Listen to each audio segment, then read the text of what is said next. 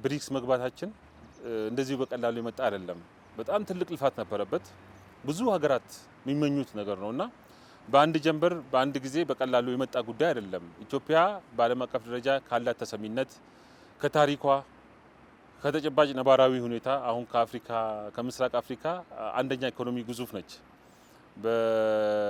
ከሳህራ በታች ሶስተኛ ነች። በአፍሪካ አራተኛ ወይ አምስተኛ ደረጃ ላይ ነው በኢኮኖሚ እያደገ ያለ ኢኮኖሚ ነው። የህዝብ ቁጥሯም እንደዛው በዲፕሎማሲም በታሪኳ በእሴቶቿ እነዚህ ሁላ ተሰባስበው ነው አንድ ላይ እምቅ ሆነው እየተሰሩ ያሉ ስራዎች የዲሞክራሲ ባህላችን ያለው ለውጦች ታይተው እነዚህ ሁላ ተደምሮ ነው በብሪክስ ካሉት አገራት በዓለም አገራት ውስጥ ቅድሚያ እንድንገባ የተደረገው።